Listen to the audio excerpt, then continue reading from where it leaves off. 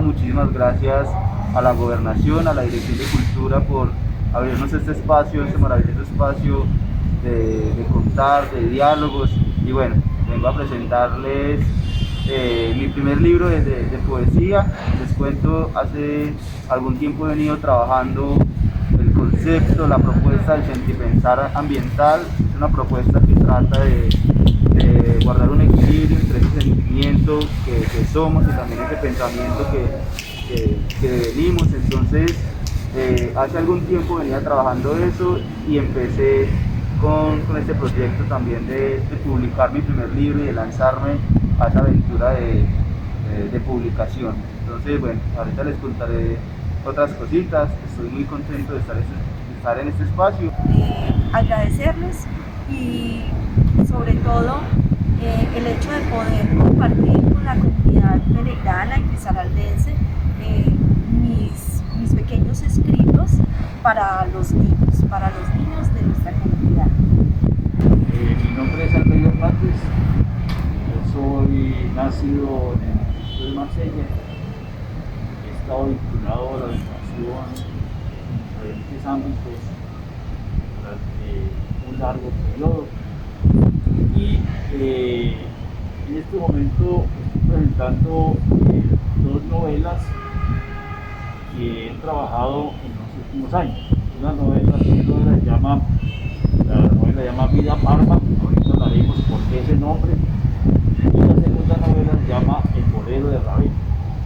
Las dos novelas están ubicadas en el espacio de los municipios de Risaralda y recorre a nivel cronológico desde los tiempos de la violencia, llamamos tradicional, hasta la violencia que consume en este momento el país.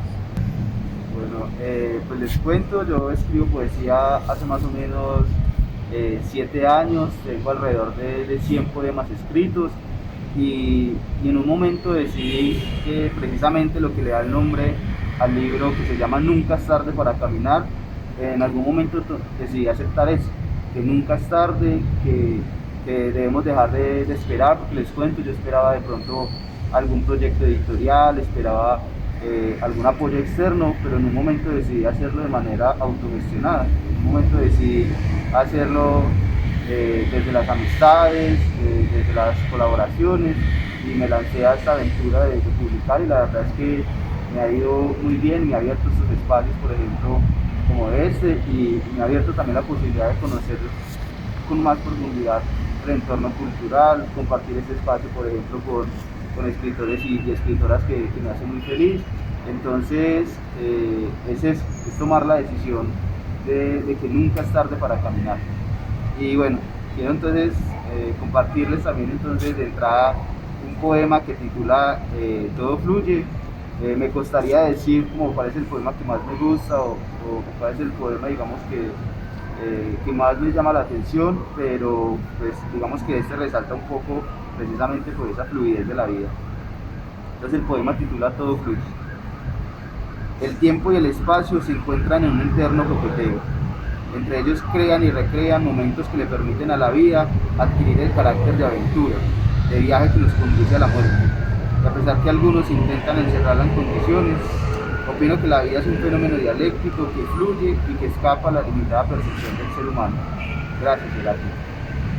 Entonces, creo que estas son muestras también de mi sentipensar y sobre todo ese pensamiento y ese sentimiento con la tierra que somos. Nuestro amigo escritor, poeta, habla de una aventura. Y sí, yo pienso que hay dos aventuras aquí en este proceso. Primero, la aventura del hecho de que las experiencias de la cotidianidad, en el caso mío como docente de preescolar, docente de niños, esas experiencias sencillas de la vida, cómo a veces enriquecen nuestra historia.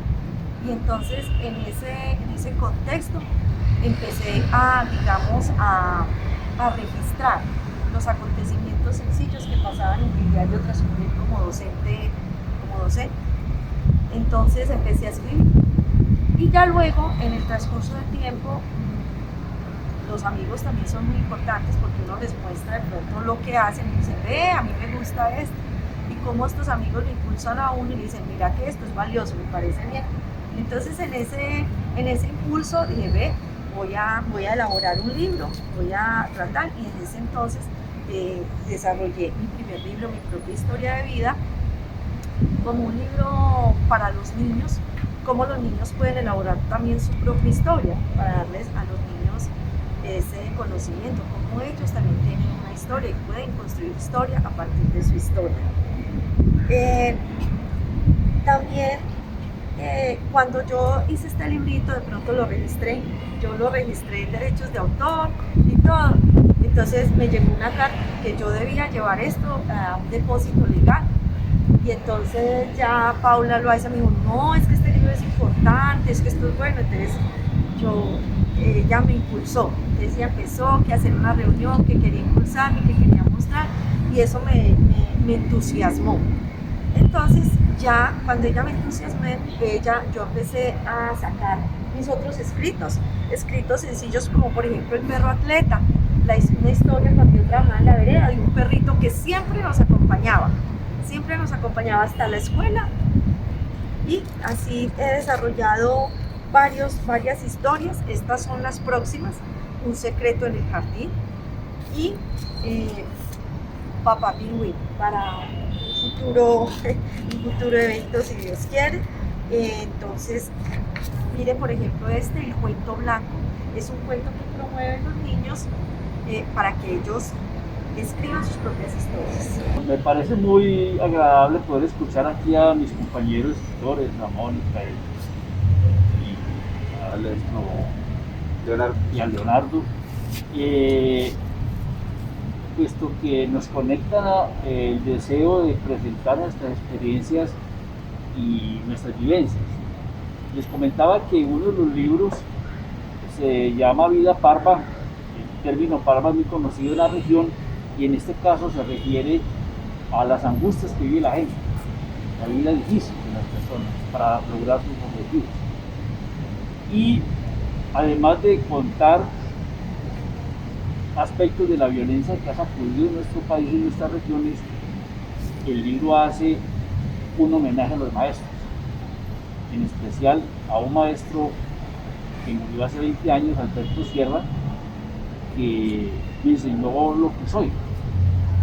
En uno de los apartes del libro yo le hablo al maestro y le digo lo siguiente: al arribar quise buscarlo para manifestarle lo que en otros espacios no fue posible. El cancerbero me miró de soslayo con sus múltiples ojos, y el barquero se negaba a transportarme a estas lejuras. Valido de falacias logré transgredir la consistente vigía. Receloso el señor, el amo de los aposentos, se condolió cuando le expliqué lo que motivaba la búsqueda.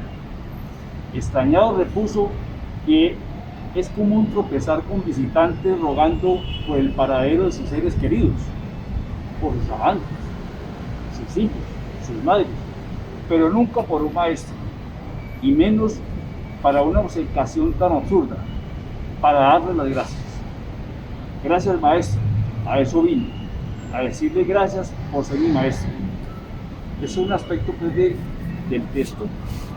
Y la segunda novela que recién apareció se llama El bolero de Ravel. Esta novela recrea los aspectos y las vivencias de nuestros pueblos. Aquí hablamos de Marsegovia, pero puede ser cualquier otro pueblo. Y en esta novela hay un protagonista, una protagonista, es Rosabel, la mujer que es despreciada, que es abusada, que se le mira como una cosa, porque tiene defectos físicos, tiene defectos al caminar, al hablar. Dice el editor de este libro, dice: ahora en Bolero de Ravel, el autor sacude el marasmo de la vida coloquial de Marsegovia para develar las angustias de los excluidos.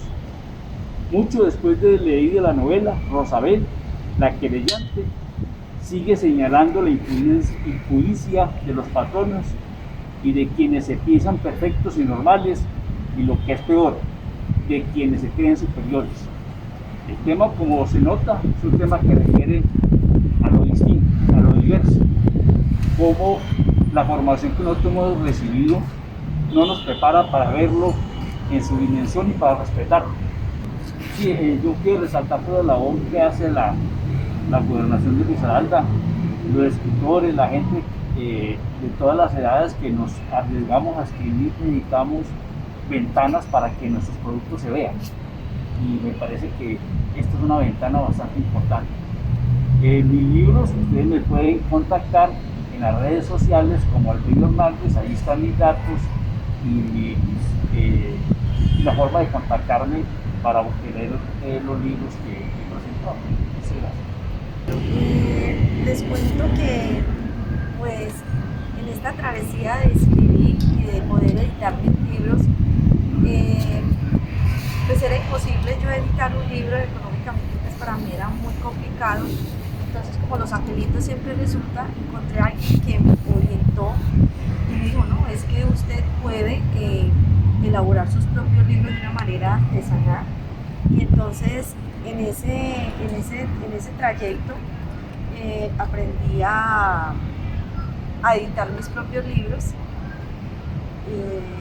a imprimirlos, y así me he promocionado en los diferentes lugares.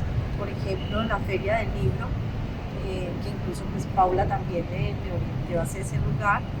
Edité mis libros de manera artesanal, lo hago aún, porque pues es imposible uno editar un libro por sí solo, es muy costoso, pero yo pienso que para el que desea promoverse y mostrar sus cosas no es un imposible, es como buscar la manera de cómo hacerlo.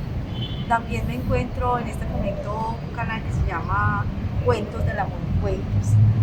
Allí también me pueden encontrar. Interesante. Bueno, pues primero quiero sumarme, digamos, también a la invitación a primero que todos los escritores y escritoras se lancen a esta aventura. La verdad es que a veces creemos o tenemos imaginarios, por ejemplo, que el tema del ISBN es complejo o es costoso, y la verdad es que no es así. Yo les cuento, yo hice el trámite un jueves más o menos en la noche, y al martes, miércoles de la siguiente semana ya tenía mi ISBN, que es ese código que nos registra ante la Cámara del Libro, y con esto pues me ha permitido el depósito legal, con esto me ha permitido estos espacios, me ha permitido otros espacios de difusión, de divulgación, y además de del bonito acto de dejarle también la obra, por ejemplo, a la Biblioteca del Patrimonio del departamento, y saber que en algunos años nos van a leer, que alguien se va a encontrar mi libro, pues eso, o nuestros libros, pues me parece maravilloso también. Entonces quería hacer esa invitación a los escritores y escritoras a que se lancen a este proceso, porque pues no voy a decir que es algo sencillo, que es algo fácil, pero sí voy a decir que es algo muy gratificante y que es algo que se puede hacer de manera autogestionada también. Entonces es hacer esa invitación a todos y todas. Si esté interesado o interesada, mi número es 312-881-0826. Cualquiera me puede escribir si está interesado o interesado en el libro, o si quiere conocer de todo este proceso de publicación también.